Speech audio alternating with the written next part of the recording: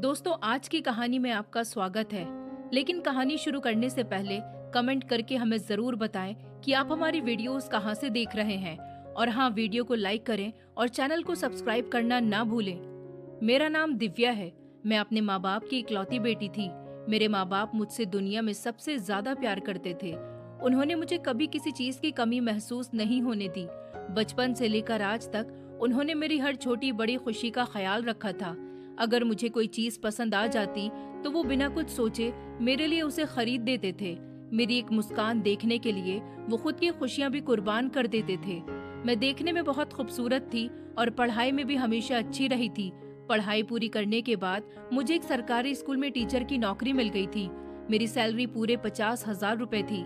मेरे लिए ये किसी सपने के पूरे होने जैसा था, क्योंकि इतनी कम उम्र में सरकारी नौकरी मिलना हर किसी की किस्मत में नहीं होता। लेकिन मेरे माँ बाप ने कभी भी मेरी कमाई पर अपना हक नहीं जताया। उन्होंने आज तक मुझसे 1 रुपया भी नहीं लिया। वो हमेशा यही कहते थे कि ये तुम्हारी मेहनत की कमाई है, इसे अपने ऊपर खर्च करो, अपने सपने पूरे करो, अपना भविष्य बनाओ। मैं भी अपनी सैलरी कभी अपने लिए नए कपड़े खरीदने में खर्च कर देती, कभी नया फोन ले लेती, कभी अपनी सहेलियों के साथ बाहर घूमने चली जाती, तो कभी किसी अच्छे होटल में पार्टी कर लेती और जो पैसे बच जाते उन्हें अपने बैंक अकाउंट में जमा कर देती थी। मेरी जिंदगी बहुत ही आराम से और खुशी खुशी गुजर रही थी। मुझे ऐसा लगता था जैसे ऊपर वाले ने दुनिया की सारी खुशियाँ मेरी झोली में डाल दी हों।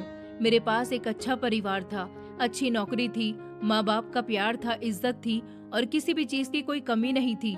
मैं हर सुबह मुस्कुराते हुए उठती, स्कूल जाती, बच्चों को पढ़ाती और शाम को वापस घर आकर माँ बाप के साथ बैठकर बातें करती थी। कई बार हम सब साथ बैठकर चाय पीते थे और खूब हंसी मजाक करते थे। मुझे लगता था कि मेरी जिंदगी हमेशा ऐसी ही खुशियों से भरी रहेगी, लेकिन मैं बिल्कुल भी नहीं जानती थी कि मेरी जिंदगी में एक ऐसा इंसान आने वाला है जिसकी वजह से मेरी पूरी जिंदगी बदल जाएगी और मेरी हंसती खेलती दुनिया पल भर में बिखर जाएगी। एक दिन की बात है, मैं स्कूल से घर आई हुई थी और अपने कमरे में बैठकर फोन चला रही थी। तभी मेरे फोन पर एक अनजान नंबर से मैसेज आया। पहले तो मैंने उस मैसेज पर कोई ध्यान नहीं दिया, क्योंकि मुझे अनजान लोगों से बात करना बिल्कुल पसंद नहीं था। मैंने बिना जवाब दिए उसे छोड़ दिया। लेकिन कुछ देर के बाद फिर उसी नंबर से दूसरा मैसेज आया, फिर तीसरा, फिर चौथा। वो लगातार मुझे मैसेज किए जा रहा था। मैंने कई बार उसे नजरअंदाज किया और सोचा कि शायद कुछ देर बाद खुद ही परेशान होकर मैसेज करना बंद कर देगा, लेकिन ऐसा नहीं हुआ।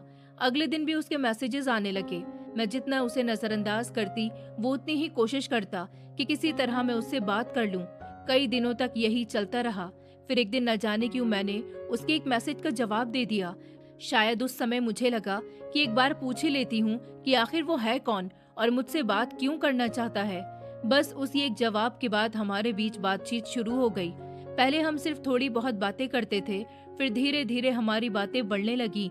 वो बहुत अच्छे से बात करता था, हमेशा मेरी इज्जत करता था, कभी ऐसी कोई बात नहीं करता था जिससे मुझे बुरा लगे। उसकी बातें सुनकर मुझे लगा कि शायद वो एक अच्छा इंसान है। उसने अपना नाम दीपक बताया। उसने मुझे बताया कि उसकी एक छोटी बहन उसी कॉलेज में पढ़ती थी जहां मैं पहले पढ़ाई किया करती थी, और उसने मुझे वहीं कई बार देखा था। बाद में किसी तरह से उसे मेरा नंबर मिल गया और तभी से वो मुझसे बात करना चाहता था। हमारी दोस्ती धीरे धीरे बहुत गहरी हो गई। अब हम दोनों रोज घंटों फोन पर बातें करते थे। सुबह गुड मॉर्निंग से लेकर रात को गुड नाइट तक हमारी बातें चलती रहती थी। वो मुझे अपने पूरे दिन की हर छोटी बड़ी बात बताता और मैं भी उसे अपनी जिंदगी के बारे में सब कुछ बताने लगी थी। अगर एक दिन भी हमारी बात नहीं होती तो ऐसा लगता था जैसे दिन ही अधूरा रह गया हो। धीरे धीरे मुझे भी उसकी आदत होने लगी थी। फिर एक दिन उसने बहुत हिम्मत करके मुझसे कहा, दिव्या, मुझे तुम बहुत पसंद हो, मैं तुमसे प्यार करने लगा हूँ और मैं तुमसे शादी करना चाहता हूँ। उसकी ये बातें सुनकर मैं कुछ देर के लिए बिल्कुल चुप हो गई, क्योंकि मैंने कभी इस बारे में सोचा ही नहीं था। लेकिन मैंने उससे साफ साफ कहा कि अगर तुम सच में मुझे लेकर सीरियस हो और तुम्हारा इरादा सही है तो मेरे घर अपने माँ बाप को रिश्ता लेकर भेज दो, और अगर मेरे माँ बाप इस रिश्ते के लिए हाँ कर देंगे तो मेरी तरफ से भी कोई मनाही नहीं होगी, क्योंकि मैं अपने माँ बाप की मर्जी के खिलाफ जाकर कोई फैसला नहीं कर सकती। दीपक ने मेरी बात ध्यान से सुनी और बिना किसी बहस के तुरंत मान ली। उसने कहा कि अगर तुम्हारी यही शर्त है तो मैं बहुत जल्द अपने घर वालों को लेकर तुम्हारे घर आऊंगा। और सच में उसने अपनी बात निभाई। कुछ ही दिनों के बाद उसके घर वाले मेरे घर रिश्ता लेकर आए। मेरे माँ और पिताजी ने उनका बहुत अच्छे से स्वागत किया। दोनों परिवारों ने बैठकर काफी देर तक बातें की। दीपक के घर वाले भी बहुत अच्छे लगे और मेरे माँ बाप को ये रिश्ता पसंद आ गया। उन्होंने जब मुझसे पूछा कि क्या मैं इस रिश्ते से खुश हूँ, तो मैंने भी मुस्कुराकर हाँ कह दिया, क्योंकि उस समय मुझे दीपक एक अच्छा और समझदार लड़का लगा था। फिर दोनों परिवारों की खुशी से हमारा रिश्ता पक्का हो गया। उस दिन घर में बहुत खुशी का माहौल था। माँ पिताजी के चेहरे पर अलग ही मुस्कान थी और मुझे भी ऐसा लग रहा था कि शायद मेरी जिंदगी की एक नई और खूबसूरत शुरुआत होने वाली है। और फिर कुछ ही दिनों बाद पूरे रीति रिवाजों के साथ हमारी शादी हो गई। शादी का दिन मेरी जिंदगी के सबसे खूबसूरत दिनों में से एक था। पूरा घर रोशनी से सजा हुआ था। चारों तरफ मेहमानों की चहल पहल थी। रिश्तेदारों की हंसी की आवाजें गूंज रही थी। मेरी सहेलियां मुझे तैयार कर रही थी और मेरी माँ बार बार मुझे देखकर भावुक हो जाती थी। पिताजी के चेहरे पर भी खुशी साफ दिखाई दे रही थी, लेकिन उनकी आंखों में अपनी बेटे की विदाई का दर्द भी छुपा हुआ था। जब मैं दुल्हन बनकर मंडप में बैठी तो मुझे ऐसा लग रहा था जैसे मेरी जिंदगी का एक नया सफर शुरू होने वाला है। शादी की सारी रस्में बहुत अच्छे से हुई। सब लोग हमारी जोड़ी की तारीफ कर रहे थे और कहते थे कि हम दोनों एक दूसरे के साथ बहुत अच्छे लगते हैं। शादी के बाद जब मेरी विदाई हुई तो मैं अपने माँ बाप से लिपटकर बहुत रोई थी। माँ मुझे बार बार समझा रही थी कि अब वही तुम्हारा घर है, वहाँ सबका सम्मान करना और सबको अपना परिवार समझना। पिताजी ने भी मेरे सर पर हाथ रखकर मुझे आशीर्वाद दिया और कहा कि हमेशा खुश रहना बेटी। मैं आंसू भरी आंखों से अपने नए घर आ गई। शुरुआत के कुछ दिन सच में बहुत अच्छे बीते। घर के सभी लोग मुझसे बहुत प्यार से बात करते थे। मेरी सास भी मुझे अपनी बेटी की तरह समझती थी। दीपक भी मेरा पूरा ध्यान रखता था। मुझे लगने लगा था कि मेरी जिंदगी पहले से भी ज्यादा खूबसूरत हो गई है। शादी के बाद मैंने स्कूल से सिर्फ 10 दिन की छुट्टी ली थी, क्योंकि उससे ज्यादा छुट्टी मिलना मेरे लिए आसान नहीं था। बच्चों के इम्तिहान भी आने वाले थे और उनका पूरा सिलेबस खत्म करवाना मेरी जिम्मेदारी थी। इसीलिए मैंने तय किया कि छुट्टियां खत्म होते ही मैं फिर से अपनी नौकरी पर जाऊंगी। शादी के कुछ दिन बाद मैं फिर रोज सुबह जल्दी उठने लगी। सबसे पहले नहा धोकर तैयार होती, फिर रसोई में जाकर अपनी सास का हाथ बटाती, सबके लिए चाय बनाती, नाश्ता तैयार करती और जितना घर का काम मुझसे हो सकता था उतना करके स्कूल चली जाती। स्कूल में पूरा दिन बच्चों को पढ़ाती, उनकी कॉपियां चेक करती, उनका काम पूरा करवाती और फिर शाम को वापस घर लौटकर फिर से घर के कामों में लग जाती थी। मुझे दोहरी जिम्मेदारी निभानी पड़ रही थी, लेकिन मुझे उससे कोई शिकायत नहीं थी, क्योंकि मुझे अपना काम पसंद था और मुझे लगता था कि अगर इंसान मन से काम करे तो हर जिम्मेदारी आसानी से निभाई जा सकती है। एक दिन सुबह की बात है, मैं स्कूल जाने के लिए तैयार हो रही थी, तभी मेरी सास मेरे पास आई। उनके चेहरे पर हल्की सी मुस्कान थी। उन्होंने प्यार से मेरे सर पर हाथ फेरा और बोली, बेटा तुम्हारी शादी को आज पूरा 1 हफ्ता हो गया है। हमारे घर में एक रिवाज है कि नई बहू शादी के बाद 1 हफ्ते के बाद अपने हाथों से कुछ मीठा बनाती है। इसलिए आज शाम को स्कूल से आने के बाद तुम्हें अपने हाथों से कोई अच्छी सी मिठाई बनानी होगी। मैंने मुस्कुराकर उनकी बात सुनी और कहा कि ठीक है माँ जी, मैं स्कूल से आते ही सबसे पहले मीठा बना दूंगी, आप बिल्कुल चिंता मत कीजिए। मेरी बात सुनकर वो खुश हो गई और बोली, मुझे पता है तुम सब बहुत अच्छे से कर लोगी। फिर मैं स्कूल चली गई। पूरे दिन बच्चों को पढ़ाते हुए भी मेरे मन में यही चल रहा था कि शाम को घर जाकर क्या बनाऊं ताकि सबको पसंद आए। मुझे खाना बनाना भी अच्छा लगता था, इसलिए मैं मन ही मन कई तरह की मिठाइयों के बारे में सोच रही थी। उसी घर में मेरी एक ननंद भी रहती थी जिसका नाम सुनीता था। सुनीता की शादी पहले ही हो चुकी थी, लेकिन किसी वजह से वो अपने छोटे से बेटे के साथ मायके में ही रह रही थी। मैंने कभी उससे इस बारे में कुछ नहीं पूछा, क्योंकि मुझे लगा कि हर इंसान की अपनी कुछ मजबूरियां होती हैं और बिना वजह किसी की निजी जिंदगी में दखल देना ठीक नहीं होता। सुनीता का मेरे साथ शुरू से ही बहुत अच्छा व्यवहार था। वो हमेशा मुझे भाभी कहकर बुलाती थी और हर समय मेरे आगे पीछे घूमती रहती थी। अगर मैं रसोई में काम करती तो वो भी मेरे साथ आ जाती। अगर मैं कमरे में होती तो वहीं बैठकर मुझसे बातें करती रहती। कभी मेरे बालों की तारीफ करती, कभी मेरी साड़ी की, तो कभी कहती कि भाभी आपके हमारे घर में आने के बाद इस घर की रौनक ही बदल गई है। उसकी बातें सुनकर मुझे बहुत अच्छा लगता था। उसका छोटा सा बेटा भी मेरे पास आकर खेलता रहता था और मुझे धीरे धीरे उससे भी बहुत लगाव हो गया था। मुझे उस समय ऐसा लगता था कि मुझे बहुत अच्छा परिवार मिला है जहाँ हर कोई मुझे अपना मानता है। मैं अपनी नई जिंदगी में धीरे धीरे ढल रही थी और मेरे मन में यही खुशी थी कि अब मेरे पास एक ऐसा परिवार है जहां मुझे माँ बाप के बाद भी अपना कहने वाले इतने सारे लोग मिल गए हैं। मुझे बिल्कुल भी अंदाजा नहीं था कि जिन लोगों को मैं अपना समझ रही हूँ उन्हीं के बीच एक ऐसा राज छिपा हुआ है जो आने वाले समय में मेरी पूरी जिंदगी बदल कर रख देगा। देखते ही देखते दिन बहुत आराम से गुजरने लगे। मेरी नई जिंदगी अब धीरे धीरे अपनी रफ्तार पकड़ चुकी थी। सुबह में जल्दी उठती, घर का थोड़ा बहुत काम करती और फिर स्कूल चली जाती। वहाँ पूरे मन से बच्चों को पढ़ाती और शाम को वापस आकर फिर घर के काम में लग जाती थी। घर के सभी लोग बाहर से देखने में बहुत अच्छे लगते थे, इसलिए मेरे मन में कभी किसी के लिए कोई शक नहीं आया।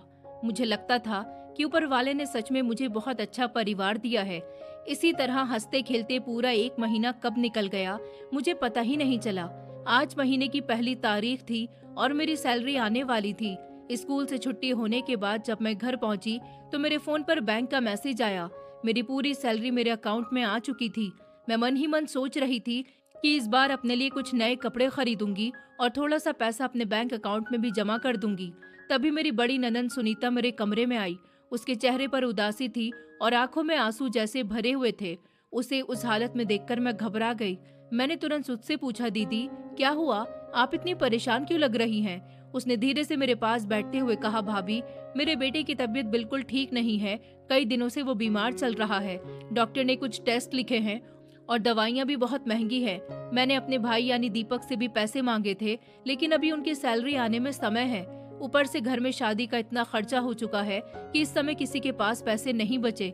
मैं बहुत ही मजबूर हूँ। अगर आप इस बार अपनी पूरी सैलरी मुझे दे दें तो मेरे बेटे का इलाज हो जाएगा। उसकी बातें सुनकर मेरा दिल पिघल गया। मैं खुद एक टीचर थी और मुझे बच्चों से बहुत लगाव था। किसी भी बच्चे को मैं तकलीफ में नहीं देख सकती थी। मैंने बिना ज्यादा सोचे अपना फोन निकाला और उसी समय अपनी पूरी सैलरी उसके अकाउंट में ट्रांसफर कर दी। उसने तुरंत मेरा हाथ पकड़ लिया और बोली, भाभी आपने आज मेरी बहुत बड़ी परेशानी दूर कर दी। मैं आपका ये एहसान कभी नहीं भूलूंगी।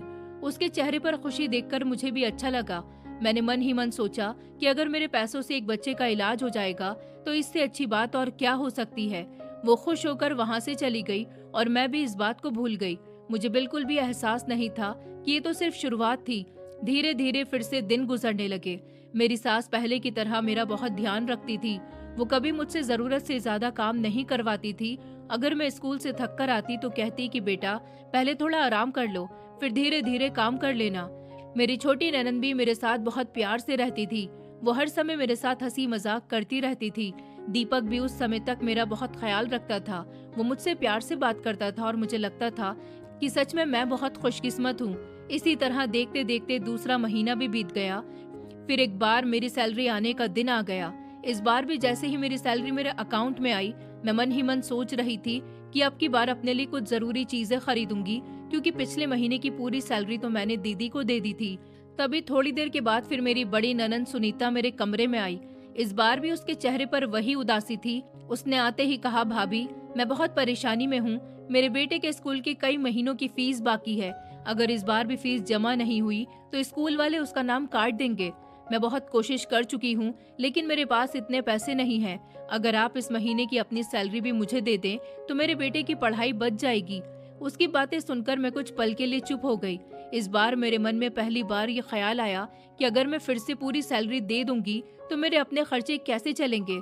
मुझे भी कई जरूरी चीजें खरीदनी थी। मैं कुछ पल तक सोचती रही। मेरे मन ने कहा कि इस बार मना कर दूं, लेकिन अगले ही पल मुझे उसके बेटे का चेहरा याद आ गया। मैंने सोचा कि मैं खुद एक स्कूल टीचर हूँ। मैं अच्छी तरह जानती हूँ कि किसी बच्चे की पढ़ाई कितनी जरूरी होती है। अगर फीस की वजह से उसकी पढ़ाई छूट गई तो उसका भविष्य खराब हो जाएगा। यही सोचकर मैंने एक बार फिर से अपनी पूरी सैलरी उसे दे दी। उसने फिर से मुझे धन्यवाद कहा और खुश होकर वहाँ से चली गई।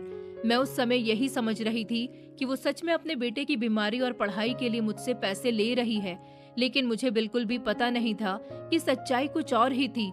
असल में वो अपने बेटे का नाम लेकर मुझसे हर महीने सैलरी लेती थी और बाद में उन्हीं पैसों से अपने शौक पूरे करती थी। कभी नए कपड़े खरीदती, कभी महंगे गहने लेती, तो कभी अपनी सहेलियों के साथ घूमने बाहर चली जाती थी। उसके बेटे की बीमारी और फीस की बातें सिर्फ बहाने थे, ताकि मैं बिना कुछ सोचे उसे अपनी पूरी कमाई देती रहूं। लेकिन उस समय तक मुझे उसकी इस चालाकी का बिल्कुल भी पता नहीं था और मैं उसे अपना समझकर हर बार उसकी बातों पर भरोसा करती जा रही थी। एक दिन की बात है, दीपक ने मुझसे कहा कि कि आज छुट्टी का दिन है, चलो तुम्हें बाहर घुमाने ले चलता हूँ। उसकी बात सुनकर मुझे बहुत अच्छा लगा, क्योंकि शादी के बाद हम दोनों कहीं ठीक से घूमने भी नहीं गए थे। मैं जल्दी से तैयार हो गई और हम दोनों बाजार की तरफ निकल गए। पहले हम थोड़ा बहुत घूमे, फिर कुछ कपड़ों की दुकानें देखी। उसके बाद हम एक बड़े से मॉल में चले गए। वहाँ हर तरफ बहुत सारी दुकानें थी, लोग शॉपिंग कर रहे थे और पूरा माहौल बहुत अच्छा लग रहा था। घूमते घूमते हमारी नजर एक बड़ी ज्वेलरी शोरूम पर पड़ी। मैंने मजाक में ही दीपक से कहा, चलो अंदर चलते हैं, बस देखते हैं, कुछ खरीदेंगे नहीं। दीपक भी बिना कुछ कहे मेरे साथ अंदर चला गया। शोरूम के अंदर बहुत सुंदर सुंदर गहने रखे हुए थे। मैं उन्हें देख रही थी, तभी मेरी नजर एक बहुत खूबसूरत डायमंड की रिंग पर पड़ी। वो रिंग मुझे पहली नजर में ही बहुत ज्यादा पसंद आ गई। मैंने दुकानदार से कहा कि क्या मैं इसे पहनकर देख सकती हूँ। उसने मुस्कुराकर रिंग मेरे हाथ में दे दी। जैसे ही मैंने वो रिंग अपनी उंगली में पहनी, मुझे वो बहुत सुंदर लगी। मैं आईने में बार बार उसे देखकर मुस्कुरा रही थी। मेरे मन में पहली बार ऐसा लगा कि काश ये रिंग मेरी होती। मैंने खुश होकर दीपक की तरफ देखा और कहा, ये रिंग मुझे बहुत पसंद आई है, क्यों ना इसे हम ले लेते हैं। दीपक ने भी उस समय कुछ नहीं कहा, इसलिए मुझे लगा कि शायद वो मुझे ये रिंग दिलाने वाला है। मैंने दुकानदार से कहा कि इसे पैक कर दीजिए। दुकानदार ने भी तुरंत उसे पैक कर दिया और बिल बनाकर हमारे सामने रख दिया। अब पैसे देने की बारी आई तो मैंने मुस्कुराते हुए दीपक की तरफ देखा, लेकिन अगले ही पल उसने बिल्कुल आराम से कहा, मेरे पास तो पैसे नहीं है, तुम पैसे दे दो। उसकी बात सुनकर मैं कुछ पल के लिए बिल्कुल चुप रह गई। मुझे अपनी बातों पर यकीन ही नहीं हुआ।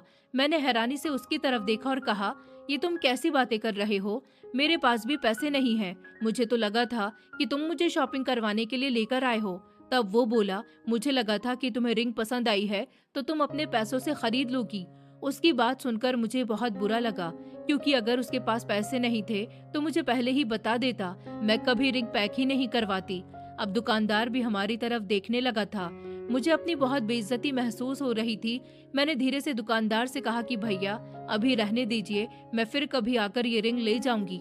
तभी दुकानदार शायद हमारी बात समझ चुका था। उसने थोड़े गुस्से में कहा कि जब पैसे ही नहीं होते तो दुकान में आकर सामान क्यों पसंद करते हो। उसकी ये बात मेरे दिल में तीर की तरह लगी। मेरी आंखें भर आईं, लेकिन मैंने वहाँ कुछ नहीं कहा।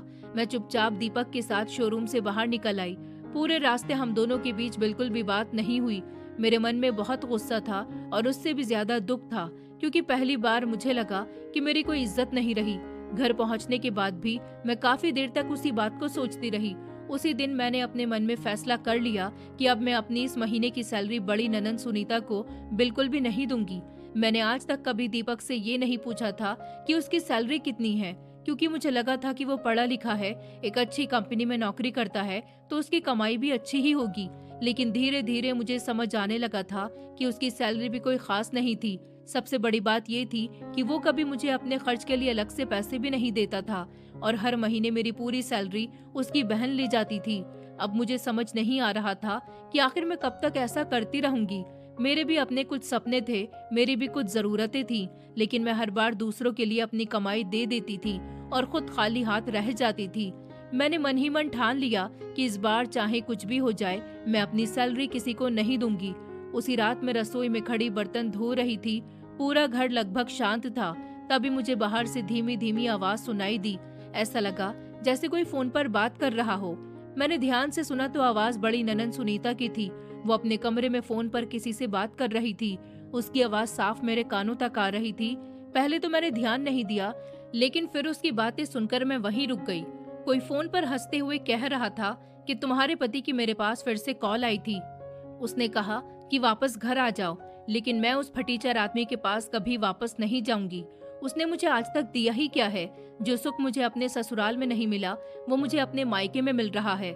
मेरी वो बेवकूफ भाभी हर महीने अपने हाथों से अपनी पूरी सैलरी मुझे दे देती है। मैं अपने बेटे का नाम लेकर उससे पैसे ले लेती हूँ और फिर उन्हीं पैसों से अपनी पूरी लग्जरी लाइफ जीती हूँ। कभी ब्रांडेड पर्स खरीदती हूँ, कभी महंगे जूते, कभी नए कपड़े और कभी अपनी सहेलियों के साथ घूमने बाहर चली जाती हूँ। मुझे किसी चीज की कमी नहीं है, फिर मैं क्यों वापस आऊँ, अपने पति के पास जाऊँ? मैं तो यहीं रहकर आराम से ऐश करूंगी। उसकी ये बातें सुनते ही मेरे पैरों तले से जमीन खिसक गई। मुझे अपनी ही बातों पर यकीन नहीं हो रहा था। मैं जिस औरत को अब तक बेचारी समझती रही, जिस पर तरस खाकर हर महीने अपनी पूरी सैलरी दे देती थी, वो मेरे साथ इतना बड़ा धोखा कर रही थी। उसके बेटे की बीमारी और स्कूल की फीस सब झूठ था।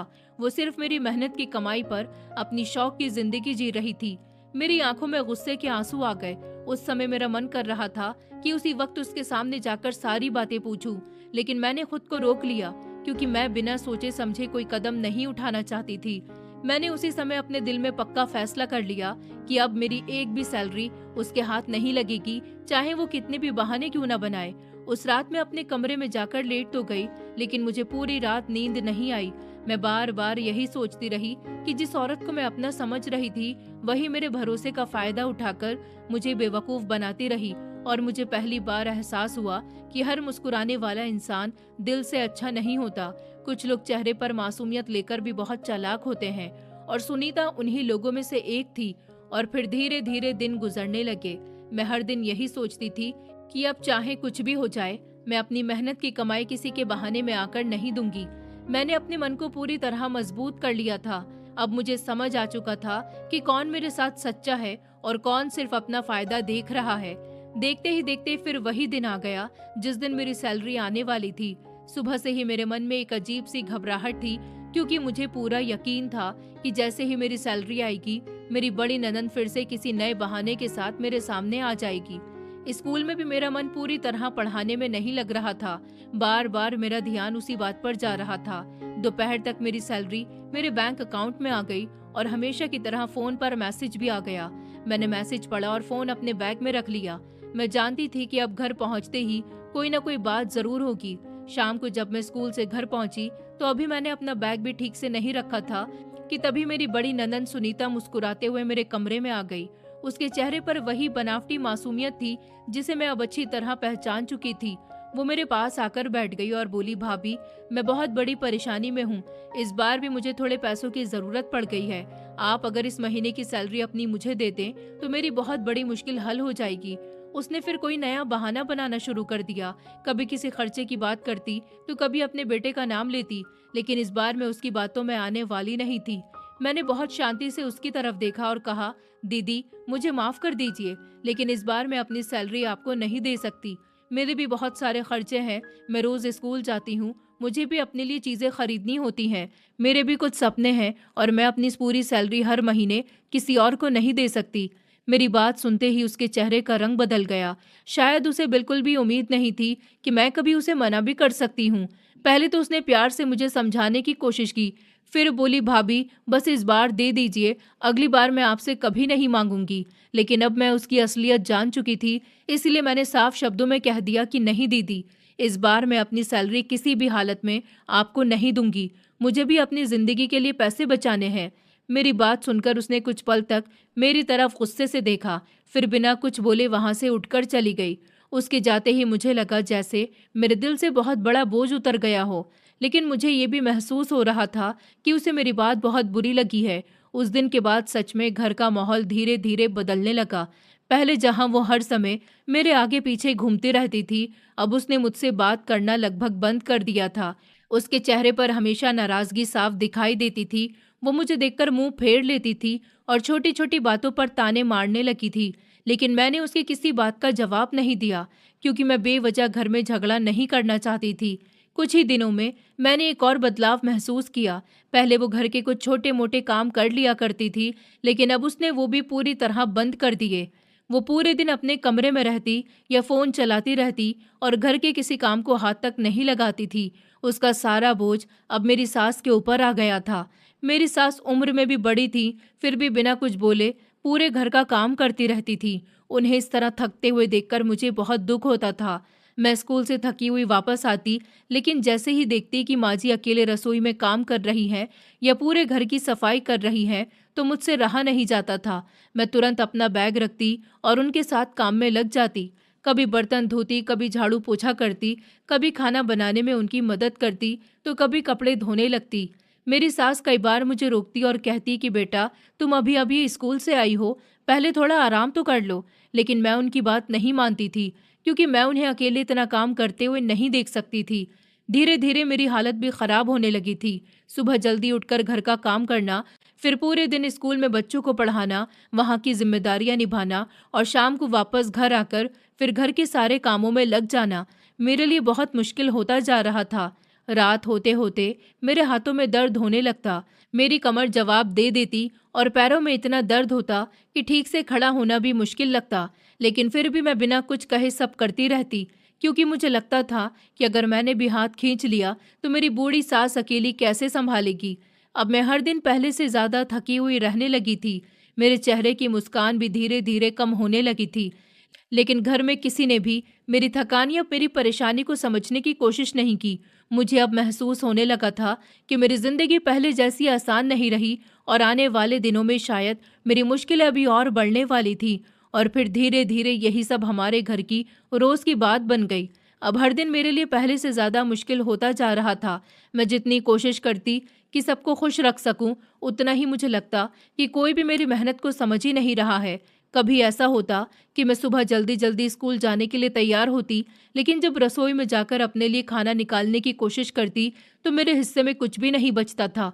कभी सब्जी खत्म हो जाती तो कभी रोटियां नहीं बचती थी, और कई बार तो मुझे बिना कुछ खाए ही स्कूल जाना पड़ता था।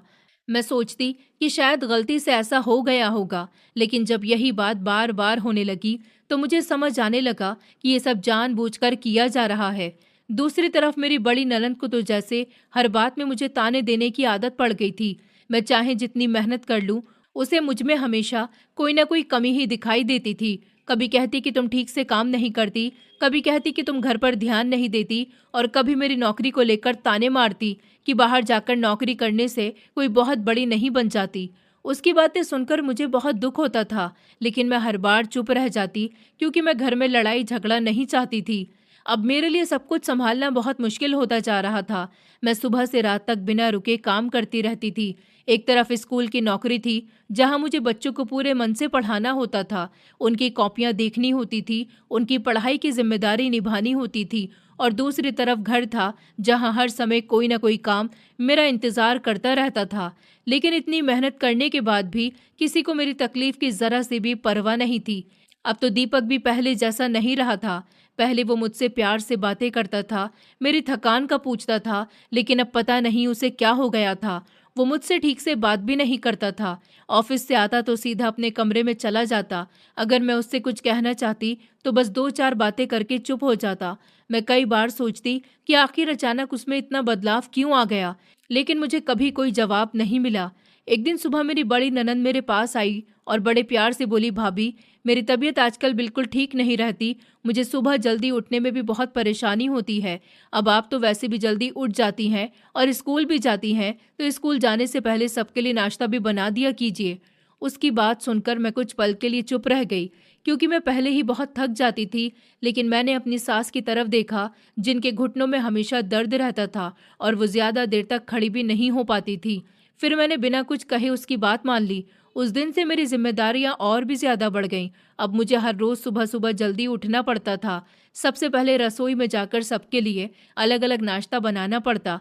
किसी को अंडा पसंद था, किसी को ब्रेड, किसी के लिए चाय बनानी होती थी, तो किसी के लिए कॉफी।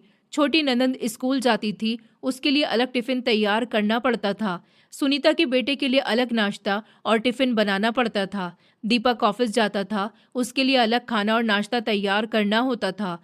मेरी सास के लिए उनकी तबीयत के हिसाब से हल्का नाश्ता बनाना पड़ता, और इन सब के बीच अपने लिए भी जल्दी जल्दी कुछ तैयार करना पड़ता था। रसोई में ही मुझे 1.5-2 घंटे निकल जाते थे।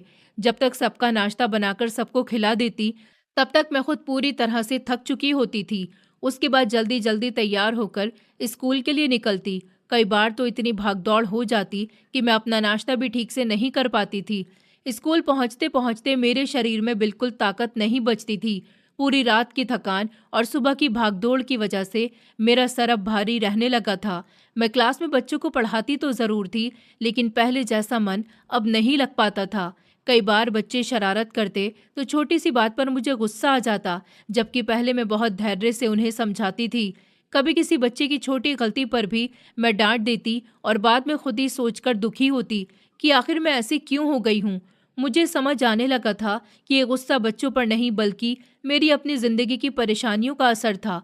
मैं हर दिन अंदर ही अंदर टूटती जा रही थी, लेकिन फिर भी किसी से कुछ नहीं कहती थी, क्योंकि मुझे लगता था कि शायद एक दिन सब ठीक हो जाएगा। लेकिन मुझे बिल्कुल भी अंदाजा नहीं था कि मेरी मुश्किलें अभी खत्म नहीं हुई थी। बल्कि मेरी जिंदगी का सबसे कठिन समय तो अभी शुरू होने वाला था। मैंने अपनी इन सारी परेशानियों के बारे में आज तक अपने माँ बाप को कुछ भी नहीं बताया था, क्योंकि मैं जानती थी कि अगर उन्हें मेरी असली हालत का पता चल गया तो वो बहुत परेशान हो जाएंगे। उन्होंने हमेशा मुझे खुश देखा था और मैं नहीं चाहती थी कि मेरी वजह से उनकी नींद उड़ जाए। इसलिए हर बार जब माँ का फ़ोन आता तो मैं हंसकर उनसे बात करती और यही कहती कि हाँ, मैं बहुत खुश हूँ, यहाँ सब लोग मेरा बहुत ध्यान रखते हैं। माँ भी मेरी बातों पर भरोसा कर लेती थी और फिर खुश हो जाती थी। लेकिन सिर्फ मैं ही जानती थी कि मेरे दिल के अंदर कितना दर्द छिपा हुआ था। धीरे धीरे मेरी थकान इतनी बढ़ गई थी कि अब सुबह जल्दी उठना मेरे लिए बहुत मुश्किल हो गया था। मेरा शरीर जैसे जवाब देने लगा था। रात को देर तक घर का काम करते करते मैं पूरी तरह टूट जाती थी और फिर सुबह अंधेरा रहते उठकर सबके लिए अलग अलग नाश्ता बनाना मेरे बस से बाहर होने लगा था। एक दिन मैंने अपने मन में फैसला कर लिया कि अब मैं रोज की तरह इतनी सुबह नहीं उठूंगी। मैं भी तो इंसान हूँ, कोई मशीन नहीं जो बिना रुके हर समय काम करती रहे। मैंने तय कर लिया कि अब मैं अपने समय पर ही उठूंगी, तैयार होकर स्कूल जाऊंगी और जितना मुझसे हो सकेगा उतना ही काम करूंगी।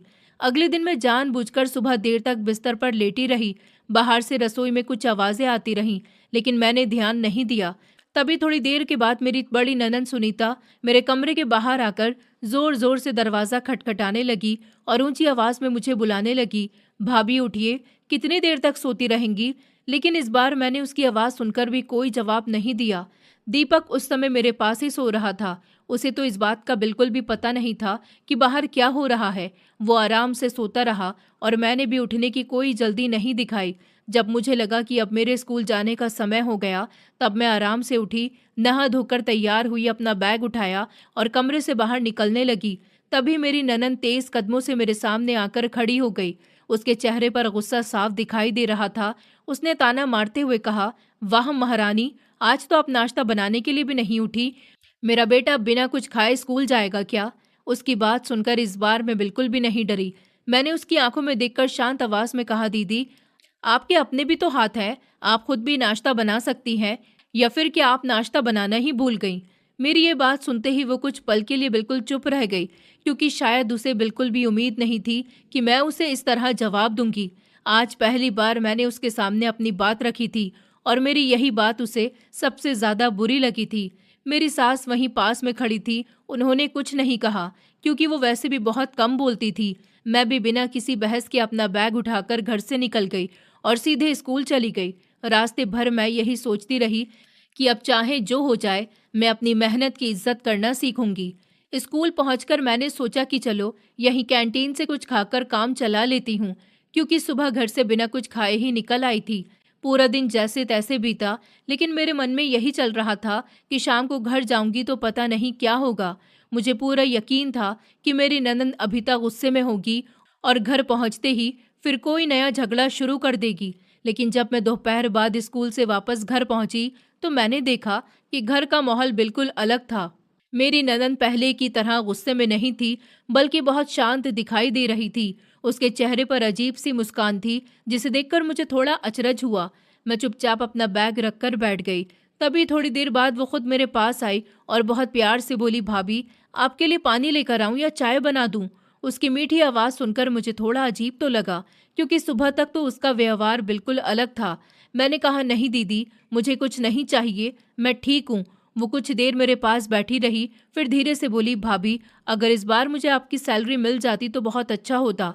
मैं इस समय बहुत परेशानी में हूँ, मुझे कुछ पैसों की ज़रूरत है। उसकी बात सुनते ही मुझे पिछली सारी बातें याद आ गईं। मुझे याद आया कि कैसे वो हर महीने नए नए बहाने बनाकर मेरी पूरी सैलरी ले जाती थी और फिर उन्हीं पैसों से अपने शौक पूरे करती थी।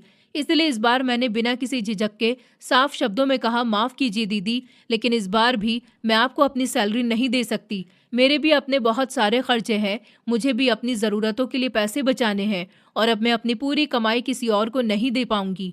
मेरी बात सुनते ही उसके चेहरे की मुस्कान धीरे धीरे गायब होने लगी, लेकिन उस समय भी उसने अपने गुस्से को छिपा लिया और मैं उसके चेहरे को देखकर समझ गई कि उसके मन में ज़रूर कोई नई चाल चल रही है, जिसका मुझे अभी तक अंदाज़ा नहीं था।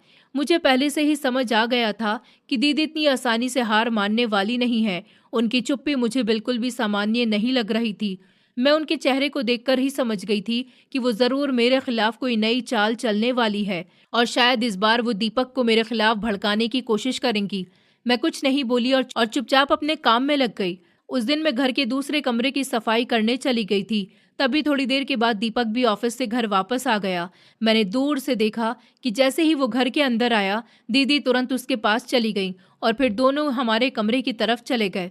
मुझे कुछ अजीब सा भी लगा, इसलिए मैं कमरे के बाहर ही रुक गई। दरवाजा पूरी तरह बंद नहीं था, इसलिए अंदर की सारी बातें मेरे कानों तक साफ साफ पहुंच रही थी। दीदी बहुत दुखी बनने का नाटक करते हुए दीपक से कह रही थी कि दीपक, आज माँ के घुटनों में बहुत तेज दर्द हो रहा था, उनकी तबीयत भी बिल्कुल ठीक नहीं थी। मैंने सोचा था कि उन्हें डॉक्टर के पास लेकर जाऊं, लेकिन मेरे पास पैसे नहीं थे, इसलिए मैंने तुम्हारी पत्नी से कहा था कि इस महीने की अपनी सैलरी मुझे दे दे। जब तुम ऑफिस से वापस आ जाओगे तो मैं तुमसे पैसे लेकर उसे लौटा दूंगी, लेकिन उसने साफ मुझे मना कर दिया। उसे न तुम्हारी माँ की चिंता है, न इस घर की और न हमारी। उसे सिर्फ अपने पैसों की पड़ी है। वो कितनी बदल गई है, पहले जैसी बिल्कुल भी नहीं रही। मैं दरवाजे के बाहर खड़ी सब कुछ सुन रही थी।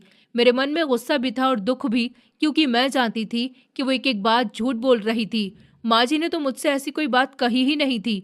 उनकी तबीयत भी उस दिन बिल्कुल ठीक थी, लेकिन दीदी बहुत चालाकी से सारी कहानी बदलकर दीपक को सुना रही थी।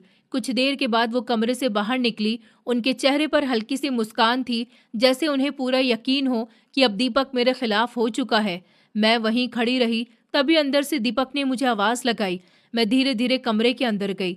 जैसे ही मैं अंदर पहुंची, उसने बिना मेरी बात सुने मुझे डांटना शुरू कर दिया। उसके चेहरे पर बहुत गुस्सा था। उसने ऊंची आवाज में कहा, मुझे तुमसे बिल्कुल भी ऐसी उम्मीद नहीं थी। तुम इतनी छोटी सोच के निकलोगी, मैंने कभी सोचा भी नहीं था। अगर तुम अपनी सैलरी दीदी को दे देती तो तुम्हारा क्या चला जाता? आखिर वो पैसे माँ अपने इलाज के लिए ही तो मांग रही थी। उसकी बातें सुनकर मुझे बहुत दुख हुआ, क्योंकि उसने एक बार भी मुझसे सच जानने की कोशिश नहीं की। मैंने खुद को संभालते हुए कहा, दीपक, तुम मेरी बात भी तो सुनो। मैं आज तक हर महीने अपनी पूरी सैलरी तुम्हारी बहन को देती रही हूँ। कभी उसने अपने बेटे की बीमारी का बहाना बनाया, कभी स्कूल की फीस का और कभी किसी दूसरी परेशानी का। मैंने कभी मना नहीं किया, लेकिन इस बार मैंने सिर्फ इसलिए मना किया क्योंकि मेरे भी अपने खर्चे हैं और सबसे बड़ी बात यह है कि वो तुमसे झूठ बोल रही है। माँ जी की तबीयत बिल्कुल खराब नहीं थी, उन्होंने मुझसे इलाज के लिए 1 रुपया भी नहीं मांगा। मैं सच कह रही हूँ। लेकिन मेरी बात पूरी भी नहीं हुई थी कि दीपक ने गुस्से में मेरी बात बीच में ही काट दी और बोला, खबरदार, अगर मेरी बहन के बारे में एक शब्द भी गलत कहा तो। वो मेरी बड़ी बहन है और मैं उसके खिलाफ कुछ भी नहीं सुन सकता। मुझे अपनी बहन पर पूरा भरोसा है। झूठ अगर कोई बोल रहा है तो वो तुम हो। उसकी ये बात सुनकर मेरा दिल जैसे टूट गया। मुझे पहली बार महसूस हुआ कि मेरे अपने पति को मुझ पर जरा सा भी भरोसा नहीं है। मैंने रोते हुए कहा, दीपक, मैं तुम्हारी पत्नी हूँ, मैं क्यों झूठ बोलूंगी? लेकिन उसने मेरी तरफ देखा तक नहीं। उसने गुस्से में कहा, अगर तुम्हें इस घर के लोगों की परवाह नहीं है, अगर तुम इतना सा साथ भी नहीं दे सकती, तो तुम्हें इस घर में रहने की भी कोई जरूरत नहीं है। निकल जाओ मेरे घर से। मुझे तुमसे ऐसी उम्मीद बिल्कुल भी नहीं थी।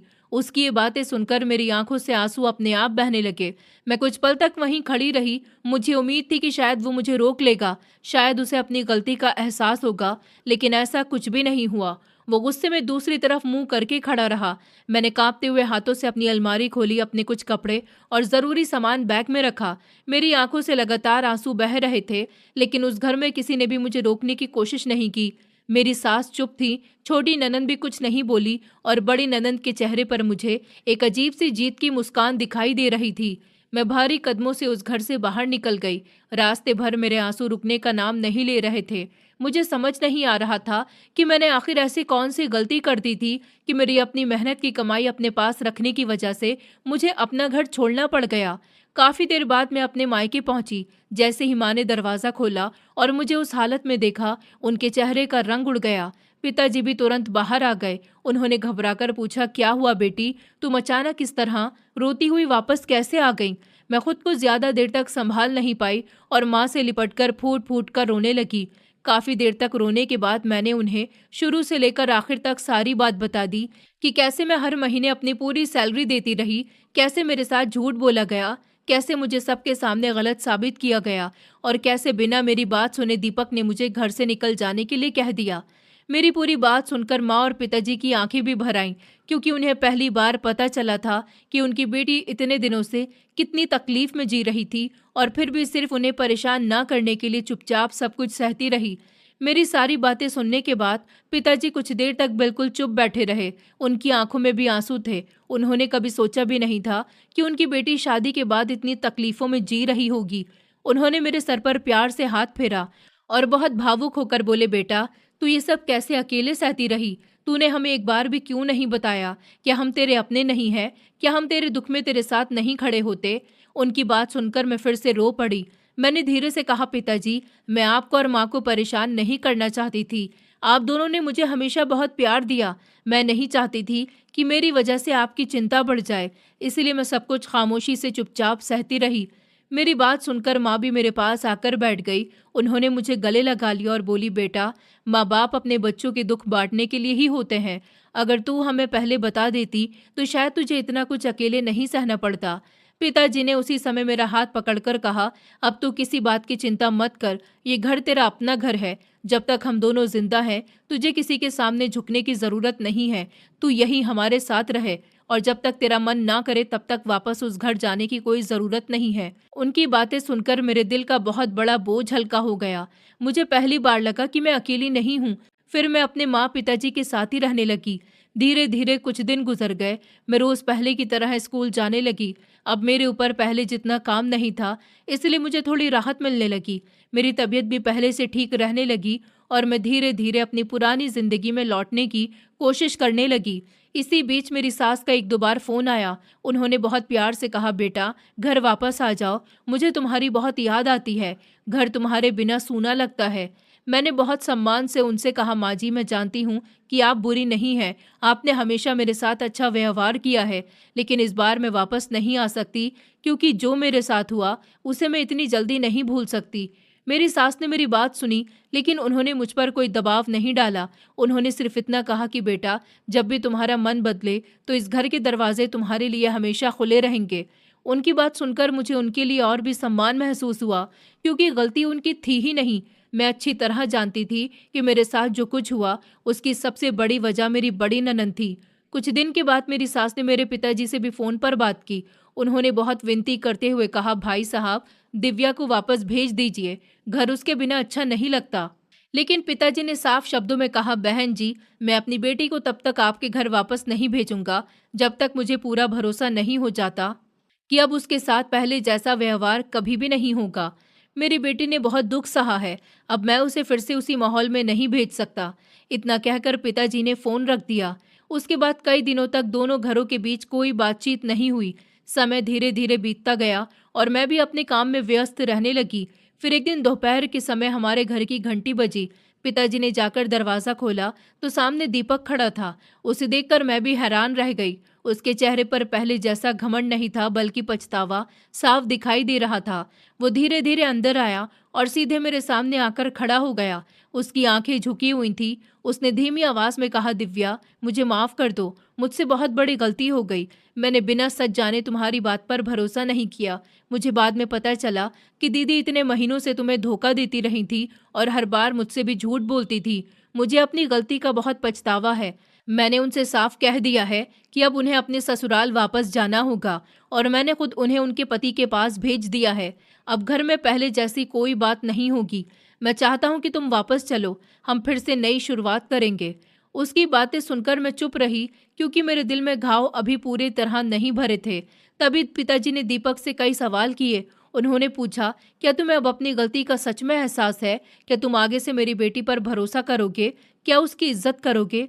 दीपक ने बिना देर किए कहा कि जी पिताजी, मैं वादा करता हूँ कि अब कभी ऐसी गलती दोबारा नहीं करूंगा। मैं दिव्या का हमेशा साथ दूंगा। उसकी मेहनत की कमाई पर सिर्फ उसी का हक होगा और मैं उसे कभी किसी के सामने झुकने नहीं दूंगा।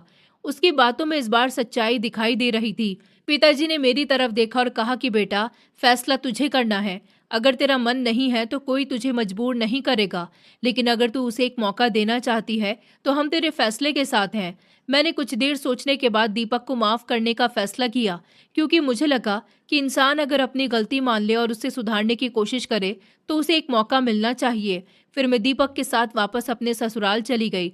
वहां पहुंचकर मैंने देखा कि घर का माहौल सचमुच पहले से बदल चुका था। मेरी बड़ी ननंद अब अपने ससुराल लौट चुकी थी और जब कभी मायके आती भी थी तो पहले जैसी हरकतें बिल्कुल नहीं करती थी। वो सबसे प्यार से बात करती, थोड़ी देर रुकती और फिर वापस चली जाती थी। मेरी सास पहले की तरह मेरा बहुत ध्यान रखती थी। छोटी ननंद भी मेरे साथ हंसी खुशी रहती थी और दीपक भी अब मेरी हर बात का सम्मान करता था। सबसे बड़ी बात ये थी कि अब मेरी सैलरी पूरी की पूरी मेरे अपने बैंक खाते में आती थी। उस पर सिर्फ मेरा हक था। कोई मुझसे पैसे मांगकर मुझ पर दबाव नहीं डालता था। अब मैं अपनी ज़रूरतों के हिसाब से खर्चा करती थी, कुछ पैसे बचाती थी और बाकी अपने भविष्य के लिए जमा करती थी। आखिरकार मेरी ज़िंदगी फिर से खुशियों की राह पर लौट आई थी और मुझे इस बात का एहसास हो गया था कि रिश्ते तभी मजबूत रहते हैं जब उनमें भरोसा, सम्मान और सच तीनों साथ हों।